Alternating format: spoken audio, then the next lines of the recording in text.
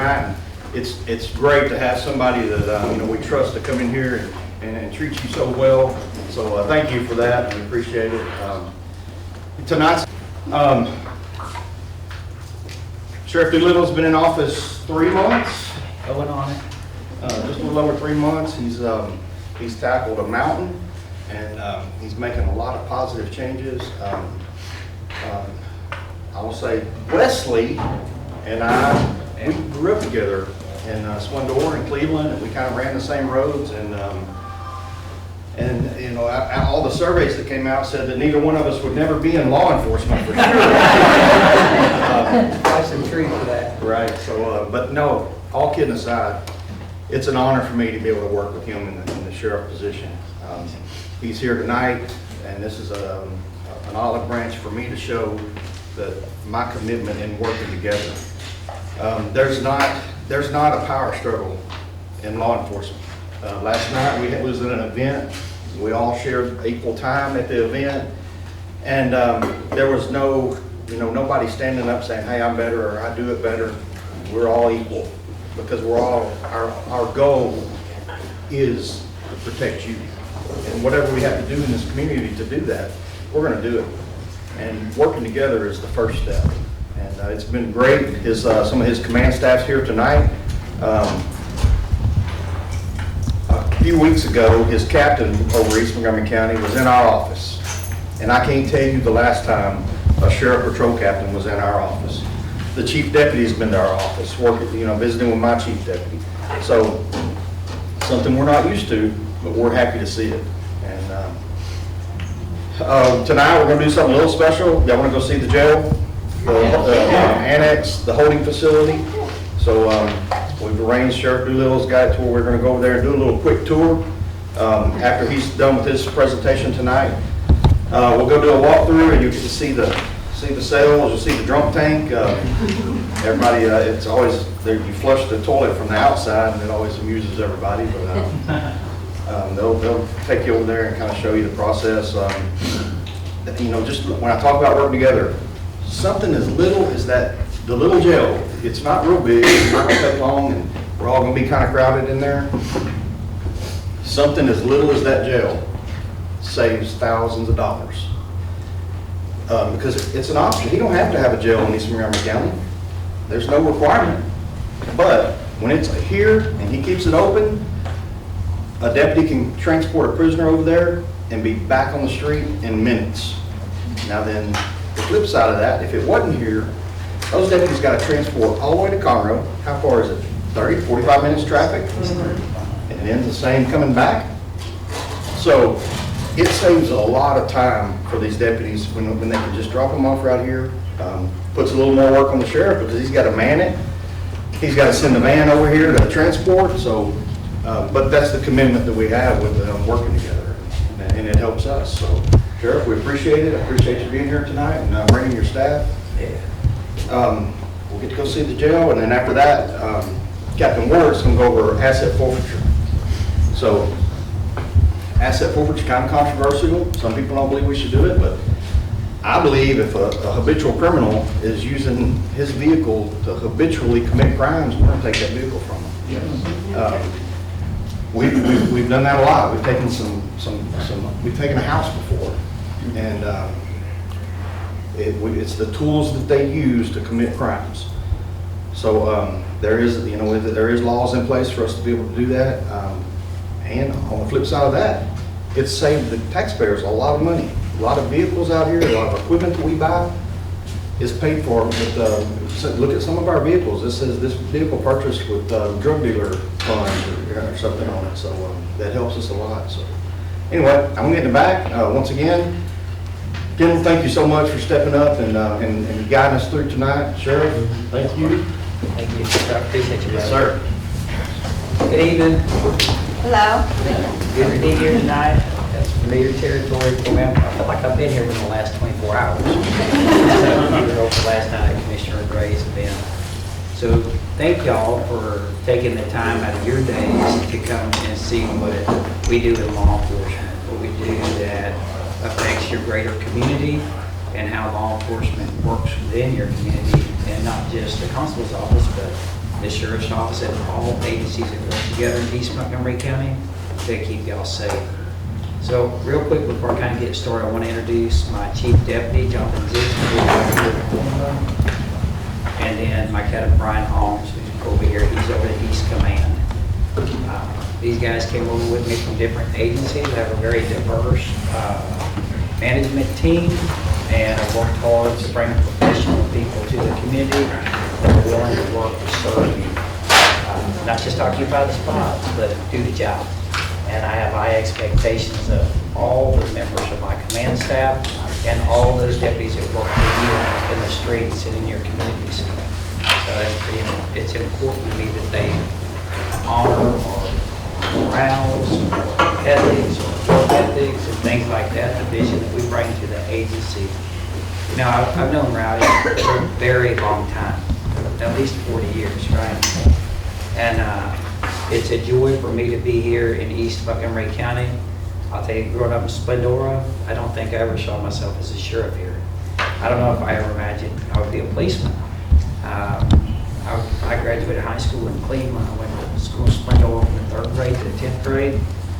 I worked in the logging woods, cut logs, and worked in McDonald's, worked at Boyette's in Cleveland, washing dishes. And you know, when I got out of high school, I started at a fabrication place as a pipe fitter's helper. Learned how to fit pipe and weld, and went to college at night. I got enough college credit hours to test out of 2 welding classes to work for DPS. And you had to have 65 college credit hours, or 2 years of law enforcement, or 2 years in corrections, or military. So if you have those things, you could go work for DPS. I didn't have any of that. So I tested out 2 welding classes right here at Kingwood College and got my start in law enforcement in 2000. So been with y'all for about 25 years. Went to Lone Star College Police Academy in 1998. Was going to go reserve, but I thought, if I'm going to work in law enforcement, I'll work for DPS. I want to drive a black and white, I want to drive fast, I want to arrest bad guys. And it was fun for a little bit. So it kind of gets to, you get to a point that you want to do something different in your career. Once you start figuring out there's more substance to it than just those surface things. It kind of opens your eyes to what's out there. So I did work for DPS for about 22 years. I worked in Texas Highway Patrol for about 5 years. I worked narcotics for about 4 years, and I worked in Houston and down on the Texas-Mexico border in McAllen. And I got to see some really crazy things with narcotics. I got to work undercover. I worked drug cartels on large conspiracy investigations, testified against them in state and federal court to see cases all the way through to the end, to the disposition as a witness. And I will tell you, when y'all learn or hear about this Chapter 59 asset forfeiture, you'll support it, because it takes the tools out of the drug dealer's hands and the criminal's hands that they're using to further their criminal enterprise and affect your children, your families, your mothers, your fathers, those people that struggle with addiction and things like that, bring drugs like fentanyl into our community that can kill you, your children, with just a single dose. So knowing that you can take all their tools away from them when they enter in that criminal enterprise and cripple them and dismantle them, then that's what we seek to do in law enforcement. I was able to do that for a couple of years for our community here and for the greater state of Texas. That was pretty fun. I figured out early on that I like to do interviews and interrogations when I would stop people on the side of the road and kind of further my investigations. Most of y'all probably don't think about a traffic stop being an investigation. But I'll tell you, I've intercepted lots of criminals, lots of drugs, people doing robberies, burglaries, kidnappings, murders, things like that, because they have to drive too. They have to move from one point to another. And when you get out and you start doing traffic stops, think about this. Timothy McVeigh was stopped for a registration violation. Right? Everybody here knows who Timothy McVeigh is? Yeah. So when in law enforcement, we're not out there to write tickets. We're out there to get voluntary compliance from the public to make our streets just a little bit safer for you to travel on. And I had the opportunity to do that for several years, and I thoroughly enjoyed it. So after that, I went into the Texas Rangers, and I did that for about 13 years. I've worked hundreds of homicides, suicides, officer-involved shootings, questionable deaths, violations of civil rights, things like that that Texas Rangers work on, public integrity cases. And I enjoyed that as well. While I was working for the Rangers, I went back to school, got a bachelor's and a master's degree to try to enrich my knowledge of the field and to be a better policeman. So I did that, and unknowing that I would be running for sheriff one day, and that those tools and that education, all that experience would help me get to where I am today. When I retired from the Texas Rangers, I worked for Constable Philip Cash in Precinct 1 for about 2 years as a captain. And during that time, I did recruiting. I did internal investigations. I supervised the Lake Patrol. Also supervised his Criminal Investigations Division. At one point, his school patrol, SROs and things like that. I also supervised the Mental Health Division that Constable Cash has. He has about 25 mental health officers that serve the entire community. Y'all probably seen his folks out in the community. So I did that, and I supervised the folks in the Civil Division. So while I was working for the Constable's office, I developed a different level of understanding of what constables do, what it means to do a background investigation, what it means to do not the criminal side of things, but the internal side too, to learn the laws that affect internal investigations and how you deal with bad employees, not just those that commit crimes, but those that violate our policies. And one of the things that I do at the Sheriff's Office, I have a high standard. I expect people to do their job. I expect them to follow our policies and our procedures. And when they don't, I hold them accountable. Because I expect a professional law enforcement Sheriff's Office to serve you. I want the deputies to know that they represent not just the color of their office, but me too, as an elected official. Every deputy that you come in contact with, every deputy constable that's out here, they represent Rowdy. They represent his command staff. And they do the same for me through the Sheriff's Office. So some of y'all may have seen, we've arrested one detention officer and one sheriff's deputy within the last 2 weeks. We're not going to hide those things from you. We're going to hold people accountable. And that's something I think that you expect. People are tired of government hiding things from them, being evasive when they have questions. I want to be open and transparent with you and let you know the good and the bad things that we're doing. So I guess I'll try to get into my PowerPoint here. So my master's degree, both my bachelor's and my master's degree, one is criminal justice leadership and management, and that one's criminal justice administration. So I feel like I've done a lot of studying, not just academically, but also through training to be a better supervisor, to learn a lot about myself and a lot about people, because each one of us is an individual. I can't manage you like I manage you or you or you. I have to manage you like you need to be managed. And I have to know enough about myself and enough about management in order to build that team to work together. Because all those personalities go into that daily work, and it's in that environment. We work closely together. We work a lot of hours. We work during storms when there's mosquitoes, snakes, and all kinds of things out there. And we have to function at a high level as a team to serve the community. And while you're doing that, things are stressful. So we have to figure out how to get the most out of each person, and for them to do the best they can in the job that they can do, because not everybody's going to be an exemplary employee. They might function at a level that is average, some below average, but you still include them in your team because everybody gets a seat on the bus. You have to understand team building and how to get these people to do their job with your expectations. So as a servant leader, I'll do the job that I ask my people to do. I still go out on traffic stops. I stopped with one of the deputies last week. He made a seizure. He was seizing a vehicle. I stopped with him, helped him. He texted me after we were done, said, "Hey, thank you." And it wasn't because I did anything special, because I cared enough to stop. And they get to see that. They know that if I'll get out there and I'll do the job that they're doing, they'll work harder for me. They'll do it because it's the right thing to do. When we had the floods last year, I came over here with a constable, checked on his team, checked on his guys, to see if there's anything I could do from my position as a captain of the constable's office to help his team. You know, I got in a boat, helped people, rescued people, because I wanted folks to know that when you're in your worst time of need, Doesn't matter what position we hold, because we're here to serve you.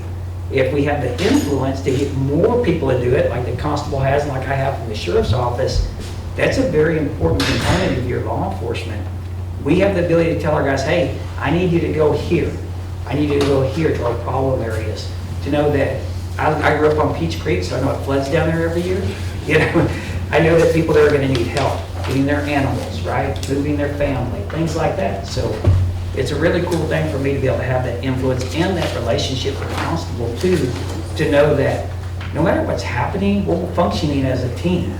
We have more equipment at the sheriff's office only because we're a bigger agency, we have a larger budget.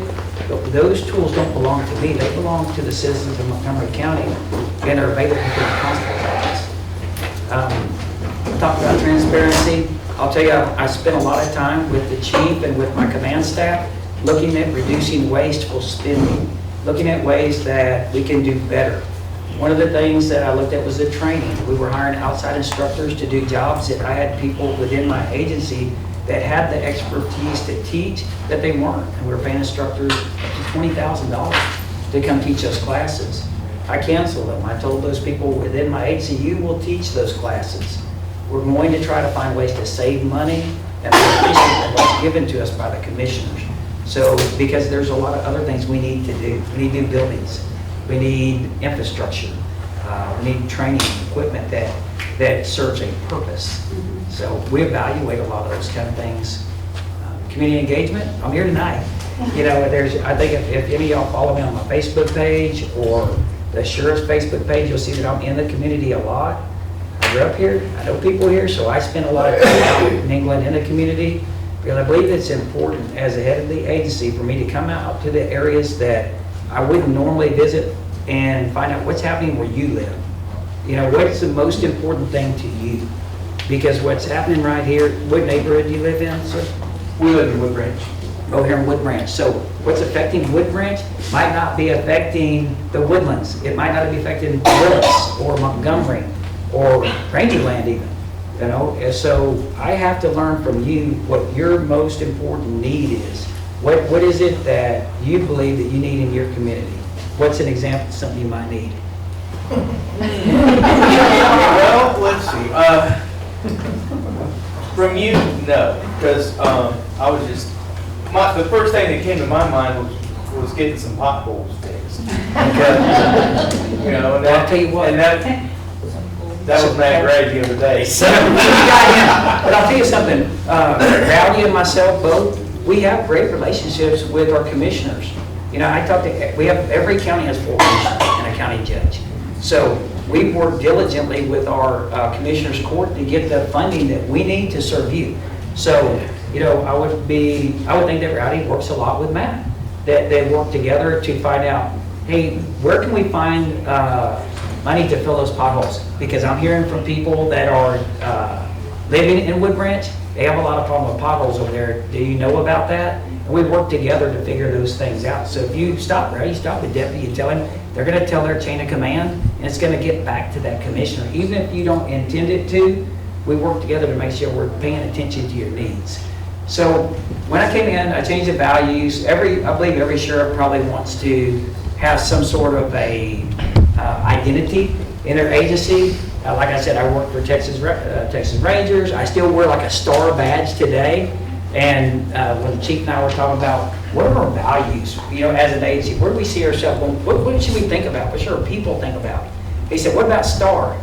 I said, what do you think about it? And he goes, service, teamwork, accountability, and respect. So we cut it up. We thought about adding a few more things, and this is what we came up with. This will not only be our core values, but we'll base our awards around it. We'll talk to people about, hey, we expect you to be a star. We expect you to be that shining example of what it means to be a sheriff's deputy in this community where you live.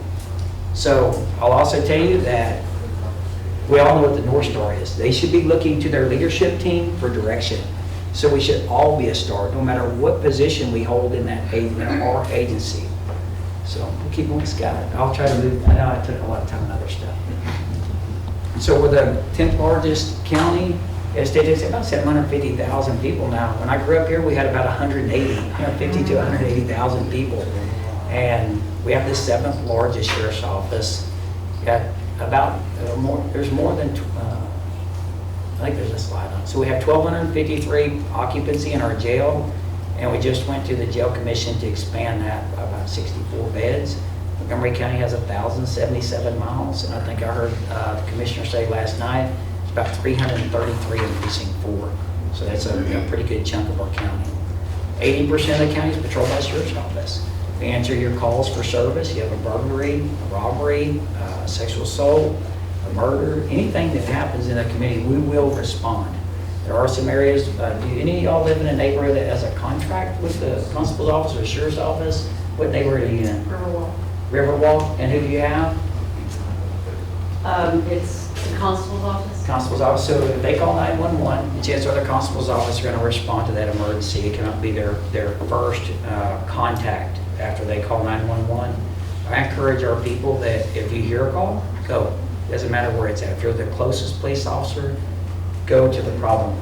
So, but we will work about 80% of the county. So I think everybody knows we have like rural land, farmland, and then more urban areas. We're getting a lot more city. I know Conroe's expanding quite a bit.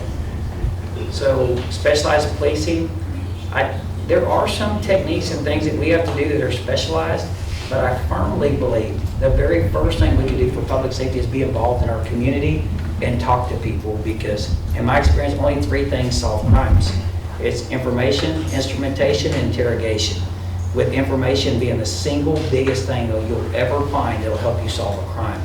And that information comes from our community policing. We talk to you.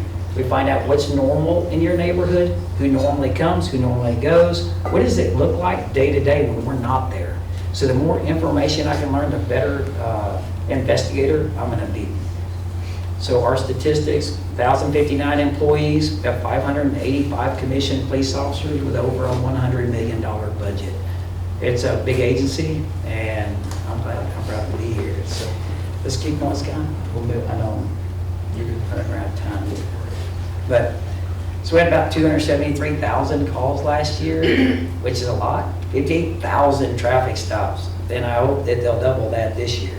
I've made some changes within the agency to free these guys up to be on the streets more, and I expect more productivity from them. 8,800 arrests, 3,800 warrants, 1,049 DWIs. So when you think about the sheriff's office, we break it up in East, West Command, and South Command. We have a captain that oversees 2 districts under those commands. Captain Arms oversees 1 and 3. Here where we're at and up in the Willis area.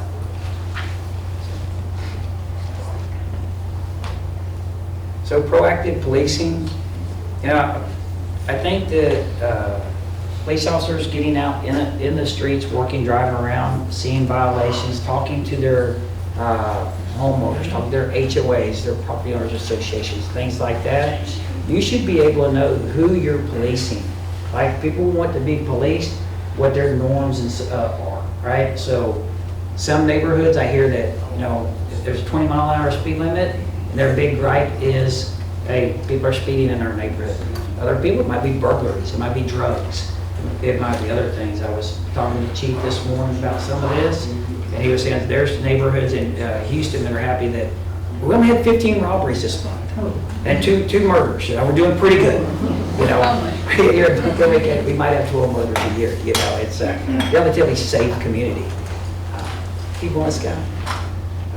So one of the things I've talked about quite a bit is our jail. The sheriff's, one of my responsibilities is the jail that I have to do. We have to maintain that jail and make sure it's done to the standards that the state requires of us. We just had a jail inspection and we passed it, and the sheriff's office was failing that last year. So we have to be inspected twice this year because of that.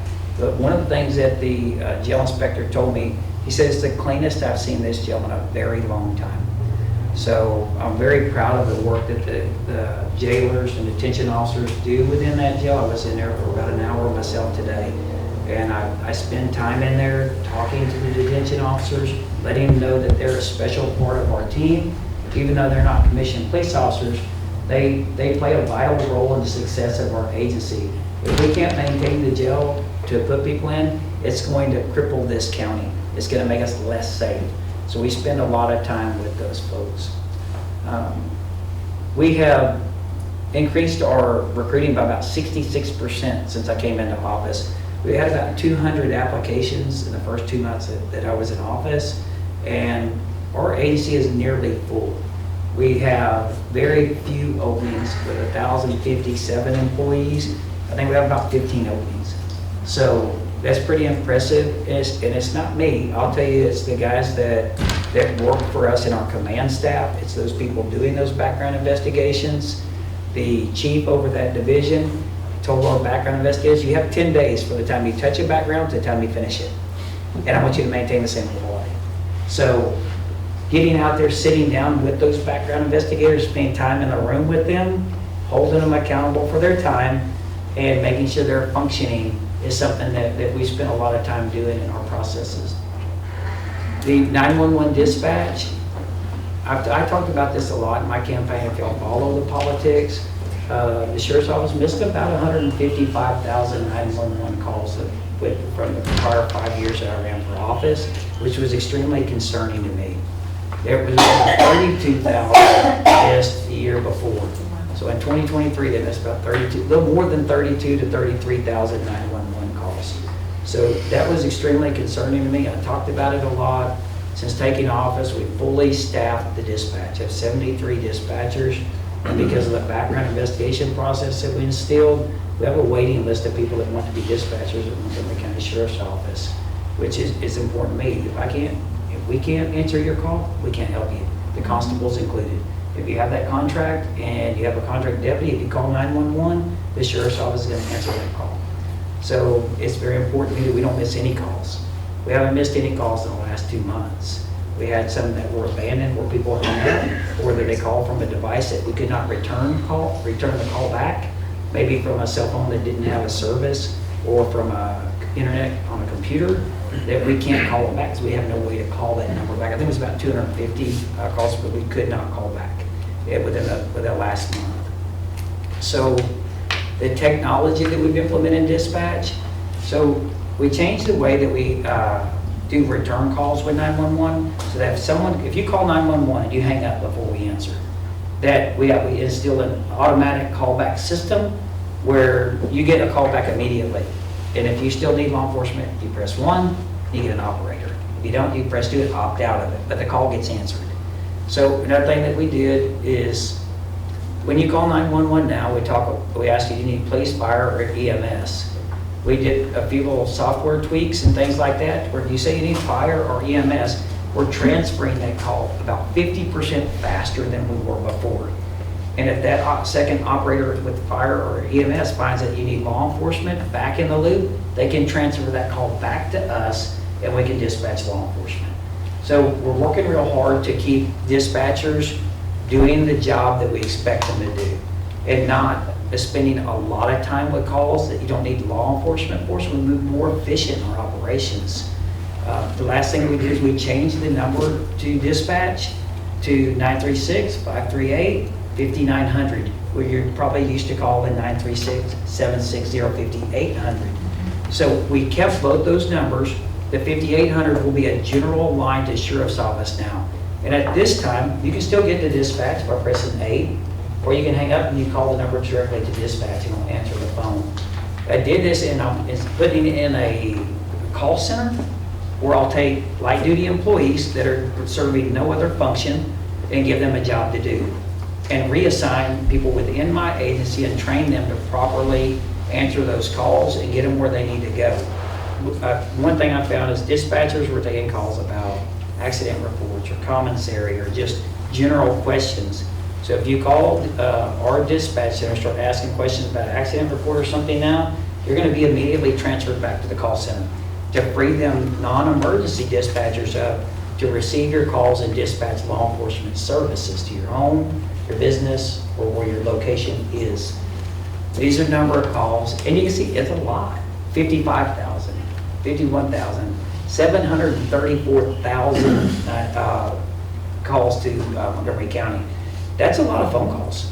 I think it averaged, we had about 1,000 a day, right? So when you start thinking about that, four dispatchers, you're answering 250 calls in a day. You know, how much time can you spend with someone on the phone? I want our dispatchers to spend as much time as they need to serve you adequately in that dispatch center. Once we've taken care of your problem, to move on and take that next call.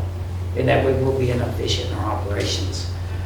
So community outreach, I'm here. I'll tell you that I do this not just in East Montgomery County. I do it in the Woodlands. I do it in Montgomery. I do it in Magnolia, Willis, all over the county. And I have found that this is a big county. It takes a lot of time. So, but I'm a people person. I like to be in the community. I like to go out and know the people in the community. And I'll continue to spend a lot of time doing that. I'm sure just showing by a raise of hands, how many people in this room have I met before? A good number, right? At some community event, maybe the fair, maybe at another town hall, somewhere like that, fair rodeo, things like that. So I want to strengthen them relationships. What's got? What else do we got? So for our future, so I've been visiting with our commissioners about the possibility of can the county afford a new jail. Asked the Texas Jail Commission to study our community, to study our jail population, to study our county population, to tell me how many beds do we need for a jail in this county. When we opened our jail in 1987, there were 600 beds in it. So we have, like I said, we have 1,317 coming once I get the 64-bed expansion done. And we're pretty much in the same footprint that we have been in. So we have a lot of challenges, and there's laws and rules against or for how many square feet has to be around a bed, right? How big does a jail cell need to be? Things that we have to have. People in our custody are pre-trial folks, or those folks that have a small sentence being carried out in the county jail. So most of the people we have in our jail, they haven't been convicted of anything. They're accused of something, and they have more rights than a prison does. Because I was talking to some folks about the difference between the prison and the jail. It's a vast difference. We have a different responsibility there. So we're going to expand our traffic enforcement. I have 4 people in our traffic unit with a sergeant, and I want to expand that unit. It's been the same size since 2006. And you see the number of traffic stops that we're doing. So not just our traffic unit, but our regular patrol deputies are doing traffic stops. But I would love to see us expand that traffic enforcement model to be able to work accidents, to protect people's health, their safety, to get them to the hospital, to protect their property when they're indisposed, to do an adequate investigation and open up our roadways and have more people do that. So you can do the things you want to be doing and not sitting in traffic, right? So I've reorganized our criminal investigation division. I don't think we have our organizational chart up here, but I created 3 bureaus, and I've reassigned deputies from under the command of a patrol lieutenant to now they're being supervised by a criminal investigation division supervisor who's looking at, we've got to have a report management system, just like the constables have. We use the same one. But what we were not using was the case management function of it. And what that was doing is that if someone comes out and takes a car burglary report from you, a deputy might take that report and might sit there or go to a supervisor and be archived. We weren't using the case management function and having a criminal investigation division supervisor reviewing those. So now what's going to happen is all these cases go to case management. A criminal investigation division supervisor will review them. And not every car burglary is solvable, right? There might not be enough evidence. They might wear gloves. They might have to cover their faces. There may be no videos, no witnesses, things like that.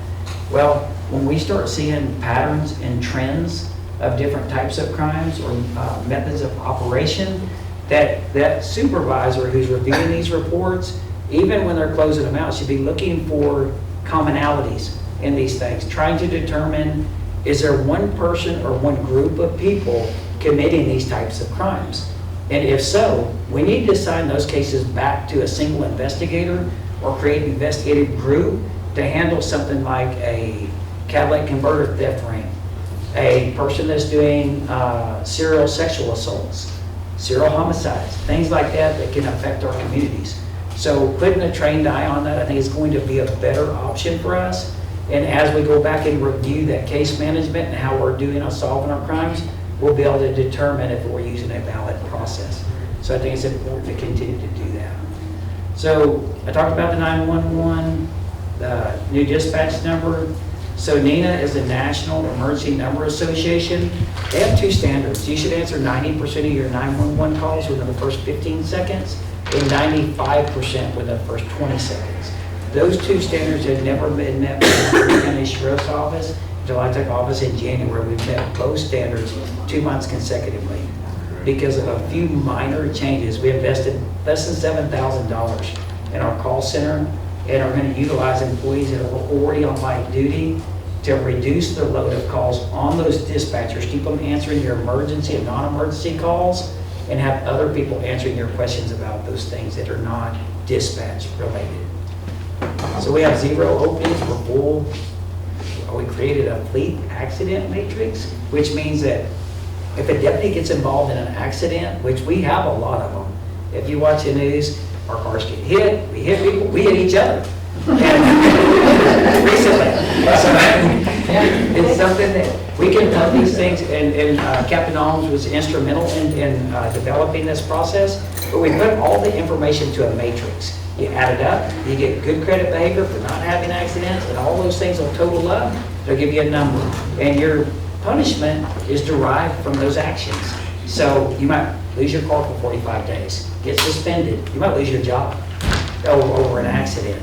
But we have a common process now where deputies involved in an incident, they can go figure out what's going to happen to them before we know. Because all they have to do is look at the policy. So we're reevaluating all our policies. Was it last week or week before, went to the Commissioner's Court and asked for a night command. We have more than 300 employees working at night. The only supervisors we had out were sergeants, and these are night sergeants, can typically be the most, or the newer sergeants, most inexperienced. So we're going to promote 2 lieutenants and put a captain on our night command. So no matter where in Montgomery County we're having a problem, we can have a more experienced person going out, and they can call out SWAT, they can call out crisis negotiators, accident investigators, things like that that we need to better serve you at nighttime when most of us are at home, right? Before this, I had critical incident command supervisors, and lieutenants are exempt from overtime. And they were getting called out to handle things like this at night. So I felt with us nearing 1 million people, and I believe by 2020 or 2040, we're going to be at 1 million people here.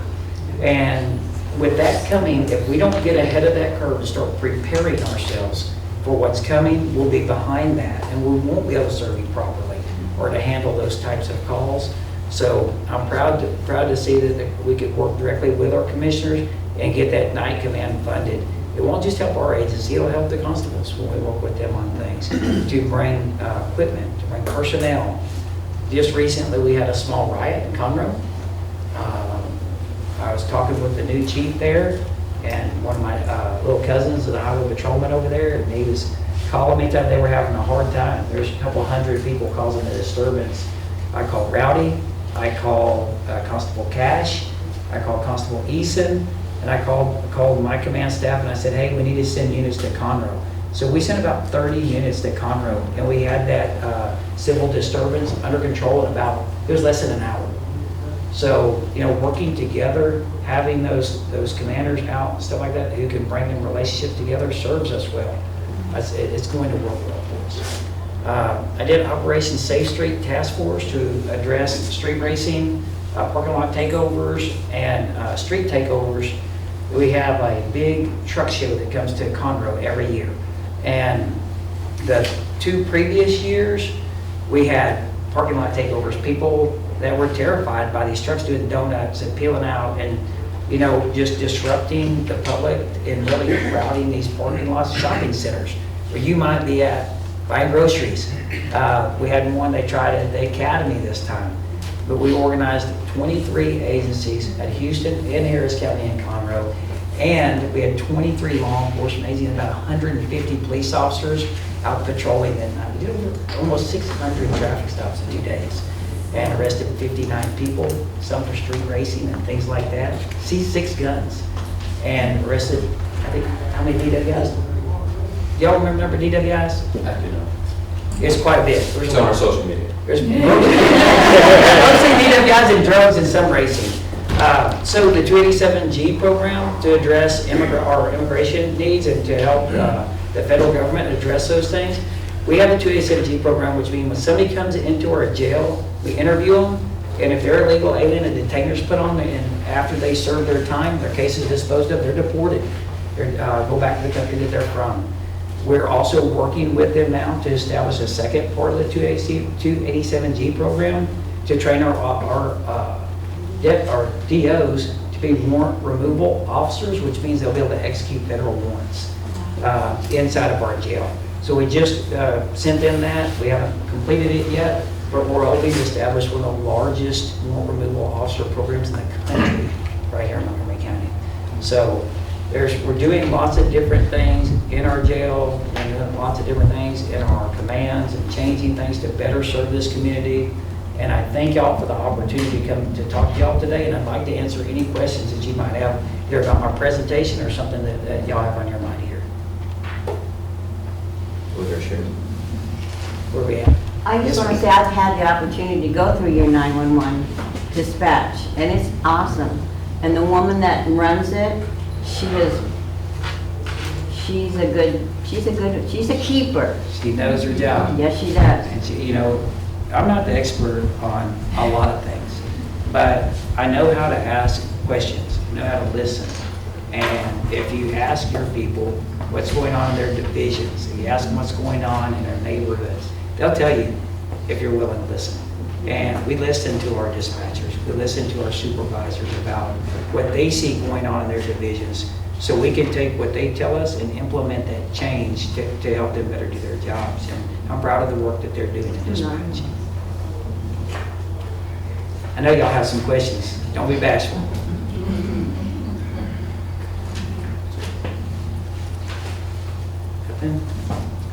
Chief, ma'am, go ahead.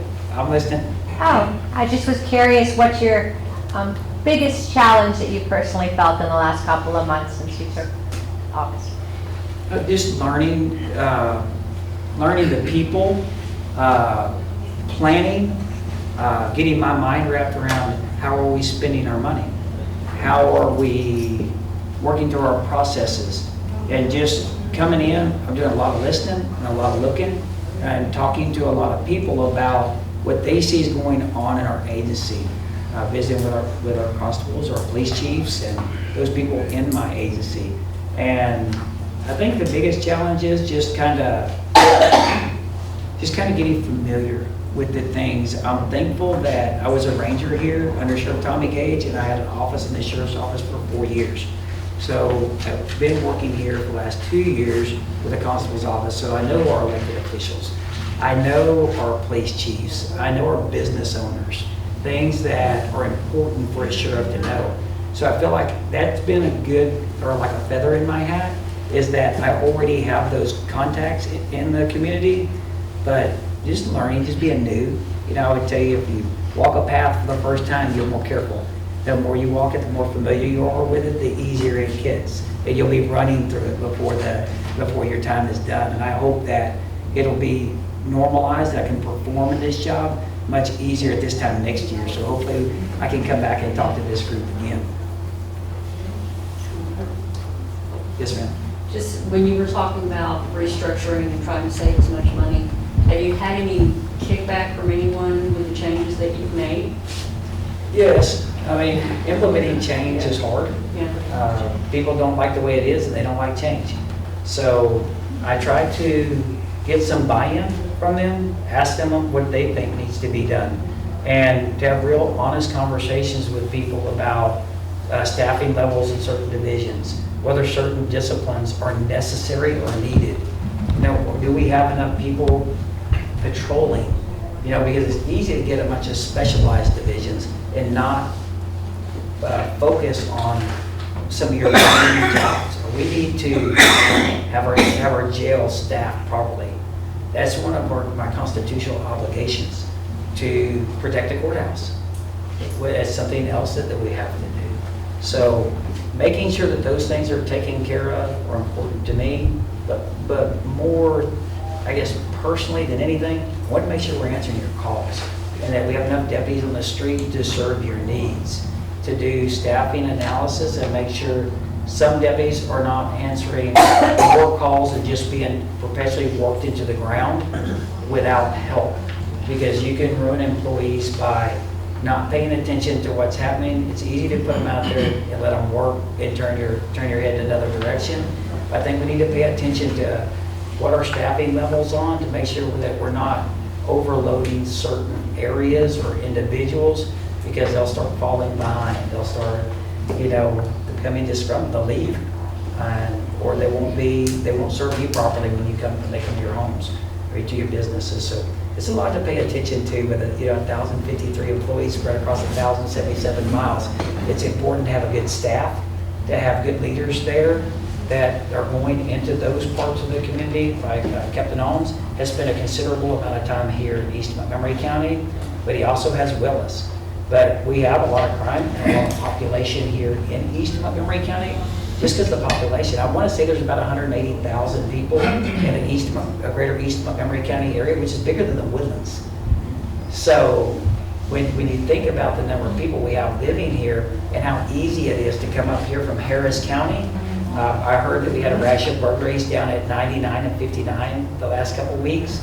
So we need to be paying attention to that. Sending more units out, working with the constable's office to address those needs. Have you heard ever that like 1% of the population commits 99% of our crime? They told us that in Academy 25 years ago. You know, so, and I think it's fairly true today. It's probably not far off that, but the better work we do catching that 1 or 2%, the more we affect the crime rates. So finding those people is important to you in this community. Go ahead, sir. Along that same line, I just want to give you a public thank you for the increased presence in my neighborhood. Appreciate it.